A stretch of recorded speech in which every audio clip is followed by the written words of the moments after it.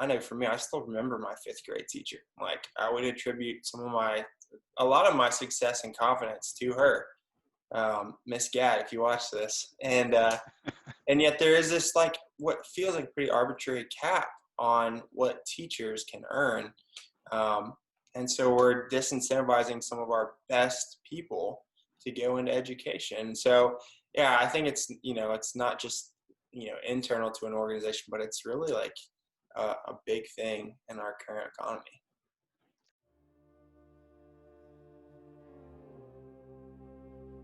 Thanks for joining us today on the 5onCast, your sometimes weekly source for insights into whatever the hell I happen to care about at the time. I am your eternal, ever-burning co-host, Patrick Downs. I consider myself to be the modern Johnny Blaze, and today I am joined by Hudson Brock, the head of people and culture at Marius Group. And today we're going to be talking about how to find and keep great salespeople, as well as the common challenges faced in growing your employees' sales careers. Welcome to the show, Hudson. Do you want to add some color to that? What's going on, man? It's great to be on with the modern Johnny Blaze. That was a strong intro. And I appreciate the honesty that you're talking about whatever the heck you find interesting at the time, and that it's sometimes weekly. I like that. Yeah, excited to be on and talk to you about whatever comes up. I think it'll be an interesting conversation. So appreciate you having me. Awesome, man. I hate to be incredibly boring, but could you give me a little bit of background on how you got to where you are today in your career? Yeah, sure thing. So fun story, kind of the quintessential LA story, I guess. My wife and I wanted to get out of Tennessee, where we were born and raised, and have an adventure. So back in 2015, we made the cross-country move to Los Angeles, knowing, I think we knew one person there at the time. And she was doing the whole entertainment acting thing. I came out and I actually was working for a supply chain company called Kinco Logistics. After a couple years there, I knew I wanted to sink my teeth into the startup world. And so I called one of my mentors and said, hey, who should I work for? How should I navigate this? And he said, well, my brother, Matt Alling, runs one of the coolest boutique recruiting firms in Southern California. So talk to him. He knows all the coolest startups. He'll get you plugged in with the right one. So I called Matt up. We had a couple cigars, a couple long walks on the beach by Santa Monica, and I thought I would just go on to talk to a headhunter, and he was going to, introduce me to some hiring managers. And before I knew it, he had convinced me that recruiting was the best field out there, and convinced me to take a job with him. So that was back in 2017, so a little over 3 years ago. And since then, we've been just really diving deep into this whole recruiting game. And for me, it's been really fun to learn from him, learn from Matt, who's one of the best guys in the industry, and then to share some of my expertise with him as well, coming from a more corporate background. Yeah, and you moved up pretty fast. It looks like you went from lead recruiter to head of people and culture in about a year. How do you attest to doing that? Yeah, I mean, I would give most of the credit to being the oldest of 6 kids and 21 grandkids, and maybe nature nurture. I just always was kind of thrust into leadership positions, and so it's just part of who I am and how I operate. So Matt was really gracious to kind of let me step into that role, and yeah, I think it's been a roller coaster ride, trial by fire, like any startup, but it's been an honor for me to step into that. I wonder if it has something to do with the William Wallace quote, because I mean, I saw that on your LinkedIn. Are you a huge Braveheart fan, or is that part of the leadership thing? I'm a huge Braveheart fan. So the college I went to, Covenant College, has a lot of Scottish heritage, and so I just always loved Braveheart for that reason. But anyways, yeah, our initial idea of Marius Group was to basically saw the recruiting industry fragmenting, and all the best recruiters going out and starting their own agencies, and then doing well, but then getting like a year or two in and feeling really lonely and having a hard time scaling a team because they didn't like doing the back office business owner stuff. And so for Marius Group, we thought, man, how can we take all of these awesome recruiters and kind of unite them in this network, provide a platform for collaboration. And so in that, the Unite the Clans idea was just bring all these awesome people together and and let's fight as one. It's funny you mentioned not wanting to do the back office work. A lot of our discussion today is going to be around specifically like how recruiting is similar to sales, and it's pretty rare to run into a CEO that has a sales background. Like Yeah. usually you're getting people that are like from tech backgrounds or operations or just entrepreneurs from the start. Do you think it's mostly just because so much of sales is in the conversation and wanting to be around people, and same with recruiting? Yeah, that's a great question. I've been trying to dig more into that as well and actually follow people that made the transition from sales leader, especially like individual salesman to sales manager and then up to like C-suite CEO. That's really interesting career path. And from what I've seen, it's just that those really high caliber salespeople are often just the best players, and they like a lot of it comes so naturally to them that it's actually really hard to articulate their recipe for success and then empower other people to do that. So I think the people that figure out how to do that, how to really manage and lead, and even reverse engineer what makes them special, can step into a CEO type role. But it's rare. I feel like it's super rare. Yeah, you usually see them going to like a CRO position or a CSO position, but not like Yeah. running the company, which Yeah. is interesting. Because usually you would think they might be good at it since so much of it is, dealing with venture capitalists and things of that Yeah. nature. And I feel like a salesperson would be amazing at that. Yeah. Yeah. Yeah. It's actually something I want to keep learning a lot more about. So yeah, if you learn more, let me know. I'll loop you in, man. And I'm curious, since you've probably recruited a lot of salespeople in your time, how do you think of approaching that process with a salesperson versus someone like in operations or maybe recruiting another recruiter? Well, what is the difference in your approach? Hmm. I think with salespeople, you have to just show some credibility that you understand the game. And I mean, as recruiters, you're negotiating salaries and offers, and so there's the inflation from the candidate side of what they're making, what they want to make, and so you do have to show some gamesmanship and that you understand how sales work, and that you really are going to act as their agent, and it's in their best interest. I think a lot of good salespeople are really good negotiators, and so they don't often trust other people to negotiate on their behalf.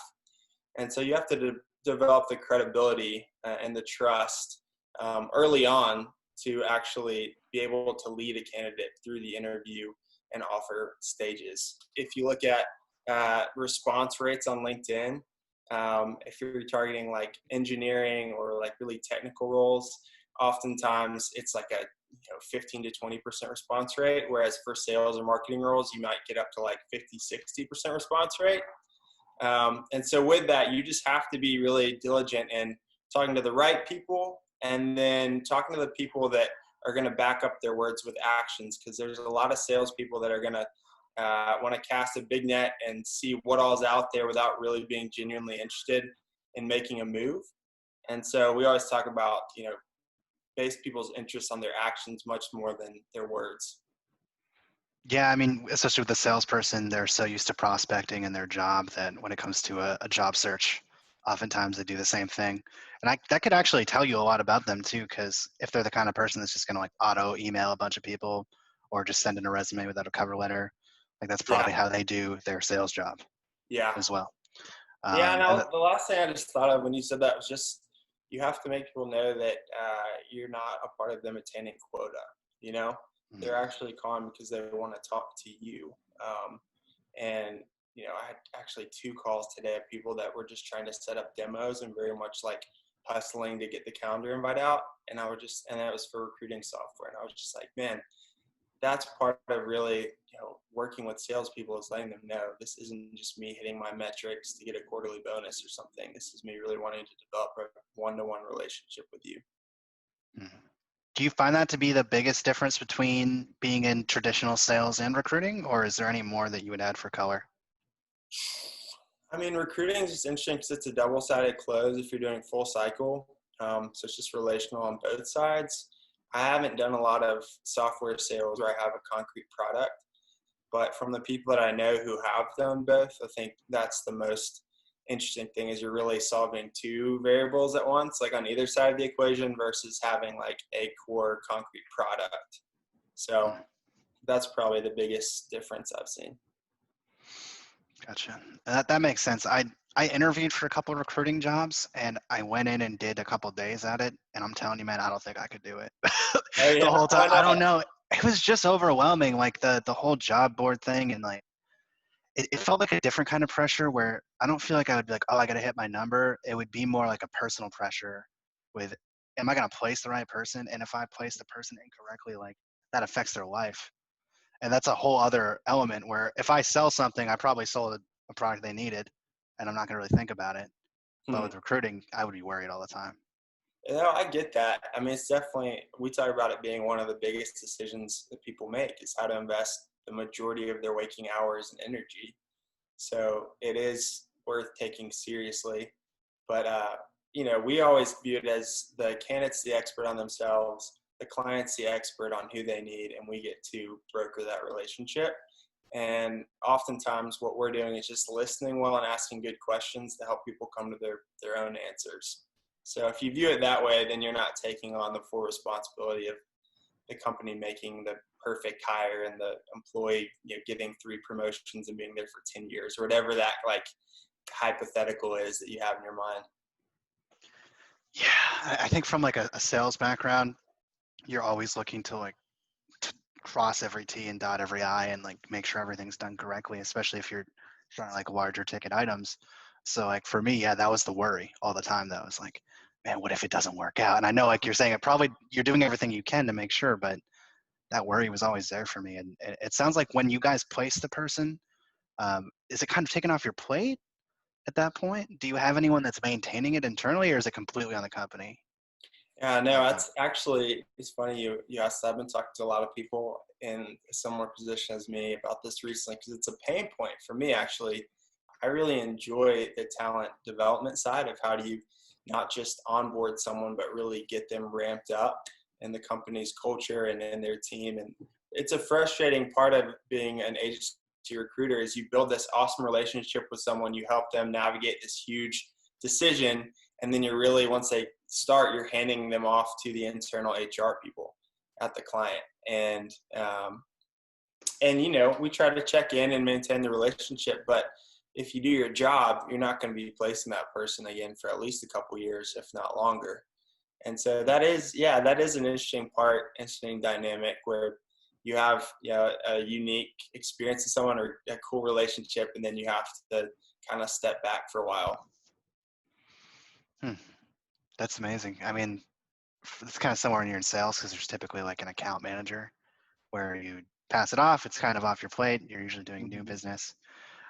Is there a role, if it doesn't exist, that might be good for that? Like maintaining inside of a company the actual career of this person? Because I feel like once it goes over, there's an HR department internally, but they're not usually like doing as much.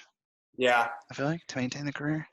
yeah. I'm curious if there's like the augmented recruiting model where a recruiter will basically operate as a contractor formally of a company, but they'll take on the company email and work on site and really be in the company's culture for whatever the duration of the contract is. And I think that model could lend more towards the talent development piece once the hire is made.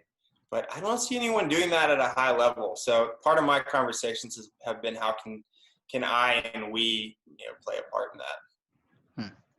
We talked about a little bit about this before the recording, but something that I've noticed to be a huge problem in sales talent is retaining them. Like, which is why I asked about that talent development. Once they come on board, it's pretty rare to see a person in SaaS or advertising or something similar last more than 2 years. Um, how do you feel about the current model of how we retain salespeople versus maybe how it could be? That's a good question. I think one thing that we talked about before, and I'll say it again, is that I think the best hiring managers understand that their best hires won't be there forever, and especially on sales teams. And so I think the average tenure right now for millennials is, at least the report I saw was somewhere around like 18 to 24 months. And so, yeah, we're making more moves, especially in our 20s and 30s, than maybe any generation before.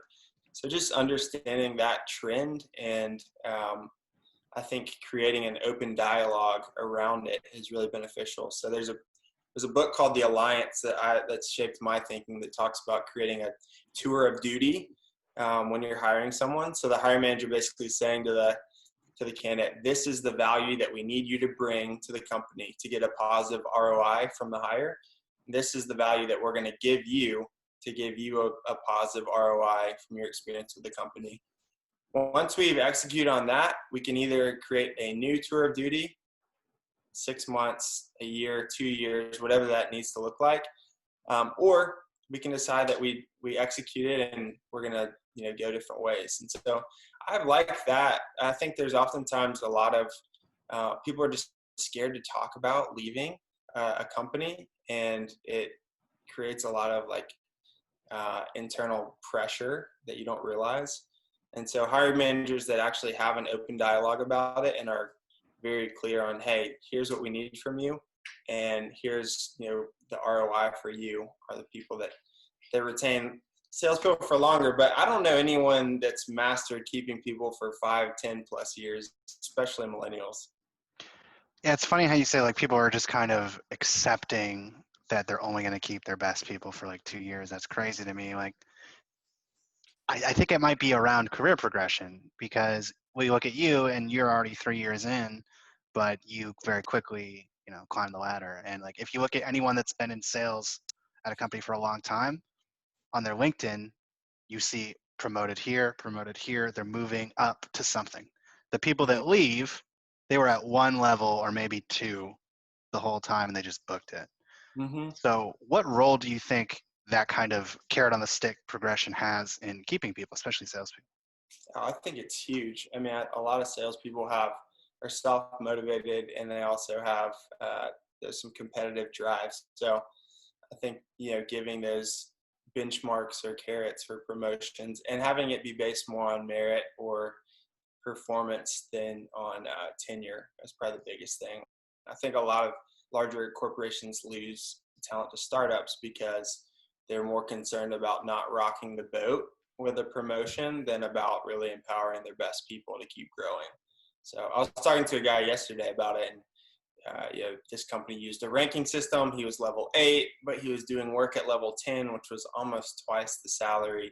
And the hiring manager and HR were like, we want to give this to you. We just can't until you hit 18 months at the company. And so I think that alone is it's the big challenge of larger companies is, you have to think more on the big scale of the collective group than how can I just empower these individuals to keep growing. Yeah, I think you were kind of hitting on something there with the performance base too, because I worked at Yelp for a while, and Cool. Yelp has a very carrot on a stick model where it's if you hit this amount of revenue, you'll get a headset, like a wireless headset, and a second monitor, and you'll get a 5K raise. And then you get this next promotion, you get access to the inbound call line and access to the operations team once a month, and all these different things they give you. And it's all based on what you do for performance. And that job honestly sucks, right? You're cold calling people that have been called thousands of times before. You're on a territory that's been gone through for 10, 15 years, because Yelp's been around for a while. But they're keeping people really based on this model. And if they didn't have that, I guarantee you 3 months would be the average tenure there, because it's such a hard job Yeah. for the pay, right? Yeah, so then imagine you take a good sales job that is at a newer company, maybe a series B or C, and then have that same model. I feel like that would be enough. But why do you think that isn't happening? Well, why is that not a common thing? Yeah, I don't know. I think that's certainly the companies we want to work with are the ones that get that. So yeah, now I'm in Chattanooga. I don't know if I detailed that earlier, but I was in LA for 5 years, and at the beginning of COVID, I actually came back to Chattanooga, Tennessee, where I'm from originally, and I've seen some of that here. I think there's a lot of opportunity to take what I learned from some of the top startups in LA and San Francisco and bring that to a smaller mid-market like Chattanooga. So I'm excited for that. But it's a good question. I'm going to keep thinking about that. Yeah, there's a lot that you can do. I mean, it's just weird that I think there is a general attitude of like, oh, this is kind of how it is Hmm. with salespeople. Yeah. And Simon It's Sinek, strange. I don't know if you follow him. He's obviously been an awesome influence of the whole Start With Why idea and Golden Circle.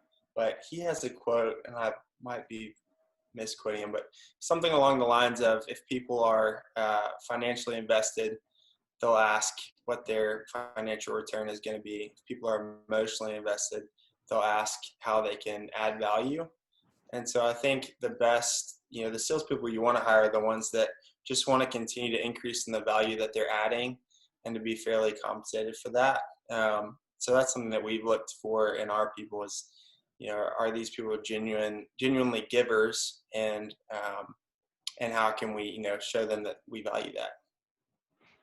And on a side tangent, I feel like the way we incentivize salespeople feels a little off because, yeah, you want to incentivize for performance, but one of the most helpful salespeople I've ever met and the best was someone that focused on like sharing knowledge and really like learning as much as possible, taking the lead when managers were gone, like building out content and messaging, like that kind of thing, and or leading initiatives in different areas, getting people into networking events. But that stuff, you don't make any more money for that, really. Hmm. Like you're not compensated or incentivized to do it. The only people that do it are the people that either A, want to be a manager, or Hmm. B, just are that kind of person and they're just intrinsically motivated by it. But my thought is, how many people are we missing out on that are motivated by that, but that just aren't being compensated appropriately, that we could get there and then rise everybody up Hmm. and incentivize other people to follow that lead? Yeah, absolutely. I feel like the good companies are starting to add more titles like that. You know, head of people, head of culture. There's another one that I'm blanking on now, but like chief of staff type roles too. There's some of those roles that are really hard to quantify the value that someone brings, but they just bring a lot of cohesion and getting the most out of other people. And so, yeah, I think you're exactly right. There's a lot of organizations where the salespeople are earning 2 to 3 times as much as everyone else, and it creates a pretty significant divide. Happens everywhere. I feel like it's really hard to not have that happen, especially in tech when the other direct roles are like support, customer success, and stuff, because those are typically paid a lot less. And then it's like, Absolutely. why are we paying so little for that? First of all, like frontline support is so important. Like, Mm. why are they not being compensated differently? Plus, what is going on with salespeople? Like, is it that we're compensating them for performance, but they're not really adding a lot to the organization otherwise? And Yeah. that's what's causing the divide? I don't know. Yeah. Yeah. I mean, I think that's not just like, if you zoom out even more. I was talking to a coworker today whose wife is one of the best teachers in town, and just looking at how capped the earning potential of like the best educators are. I know for me, I still remember my fifth grade teacher. Like, I would attribute a lot of my success and confidence to her. Miss Gad, if you watch this. And yet there is this like what feels like a pretty arbitrary cap on what teachers can earn. Um, and so we're disincentivizing some of our best people to go into education. So yeah, I think it's not just, internal to an organization, but it's really like a big thing in our current economy. I was actually an English major and I was about to be a teacher before the internship completely turned me off with the fact they're like, yeah, you're capped at 50K in this Yeah, district. In this district, you have to leave the district to get paid differently. It's crazy. it's crazy. And that's part of why I'm in enablement, which is pretty much teaching sales, right? It's the same thing, but I get paid a lot more than a teacher does. Hmm. But what I do is not nearly as important Yeah. as what like a science teacher does in a middle school. Hmm. So you're right. It's I gotta super weird. ask you, man, who's one of your favorite writers? Oh man, let's see. It's probably Philip K. Dick. Okay. I would say is my favorite writer. I'm very much into like sci-fi and postmodernism. I also really like David Foster Wallace Okay. quite a bit. Infinite Jest. What about you? I gotta check that out. I was not an English major, so I've probably veered more towards business books, but I would like to get more into sci-fi stuff. I used to like Madeline Lingle when I was younger. She had some Oh, cool stuff. nice. I love Madeline Like Lingle. A Wrinkle in Time, and that whole series was great. Uh, I've been too businessy recently. I need to like the 7 Habits of Highly Effective People or How to Win Friends and Influence People. They're all great books, but I need to get the creative imagination going more. Yeah, man. Have you read any Kurt Vonnegut? Ah, That's an easy like first step to take okay, towards like sci-fi and postmodernism and creative stuff. okay. I would look him up, especially Breakfast of Champions, and you've probably heard of Slaughterhouse-Five. That was his biggest Okay. book. Yeah, Highly recommend. send me one after. I need I to take will. it. Awesome, man. And before we go, one of the big things that I talk about, as you know, is mental health. You're adjacent to sales, and recruiting is pretty similar, and it's something that's kind of seeing a revolution lately in our field.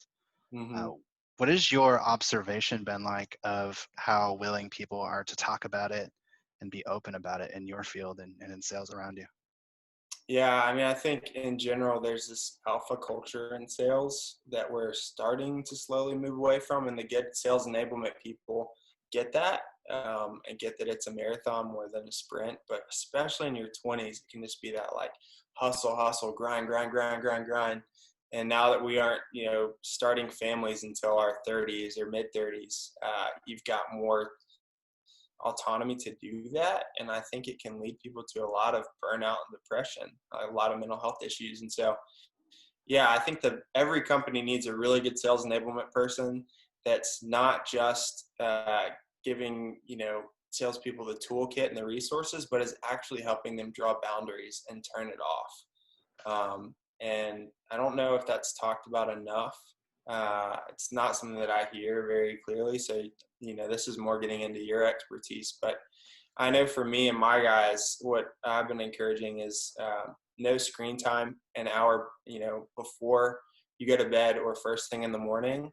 Um, as a recruiter, we live on LinkedIn, and it's so easy to wake up and just before you know it, you've unlocked your phone, you're on LinkedIn, and you're scrolling, and then you're like, holy cow, what am I doing? So I think that's one small thing. And right now, like, it's so hard when you're cooped up. So we've just been trying to get outside, even like walk around the block, just do little things to, and throughout the day to pause and try to reset. So before we got on, we were talking about, Patrick was telling me about some awesome meditation stuff. So I guess that's the next iteration. I got to read a sci-fi book, and then I got to try your meditation practices, and then I'll understand more. I think part of this podcast is you're going to leave with homework. So I'm glad I've been able to give that to you. Awesome. There's your teacher coming out. Yes. So thank you so much for being here, man. It was great having you. What is the best way for people to connect with you online right now? I spend the most time on LinkedIn, so definitely LinkedIn would be great. I got my contact info on my profile, so um, yeah, definitely hit me up on there. Anything you want to plug? Because this is the plug zone. Yeah, I like it. So a couple of my coworkers started a new venture with branded masks. So a lot of people have gotten into that space, and it's crowded. But I think that with masks becoming more of a policy thing, it's actually a great opportunity for marketing, and companies are starting to get that. But it still blows my mind how many times you go to restaurants or places and they don't have a uniform branded mask. So if anyone out there knows anyone that could use that, not just as a safety tool, but as a marketing tool and a team building thing, definitely let me know. I'd love to connect you to those people. That's probably I'm just going to do one, man. I just want to drive people there right now. Wow. Most people come on that they have a list of like 40 things. They're like, yeah, I got 12 side businesses and my buddy has this. And also I'm Then you drop shipping forget, studio man. foam. Yeah, you don't remember all that. You got to keep it simple. So yeah, True. I'll start with that. I'll give one more to my friend Ted Alling. Started a school called Chat Prep, and he's never going to try to sell you anything other than the importance of education. But the more people that can at least see what he's doing with Chat Prep in Chattanooga, Tennessee, where I am, I think it's really, really encouraging. So check that out. That was a very nice plug. He's lucky to be your friend. Thank you, man. He's a great Um, guy. awesome. Well, thank you to everybody for listening and for joining us today on the 5onCast. This is, again, your oftentimes not weekly source for insights into whatever I happen to care about at the time. I'm once again your beautifully delicious co-host, Patrick Downs, the Rod Serling of the modern age. You can connect with me on LinkedIn and follow 5 on Friday, also on LinkedIn and YouTube, and subscribe to this podcast, 5onCast, on Spotify and Anchor. Once again, you're all so beautiful. Don't ever change. I'll catch you next time.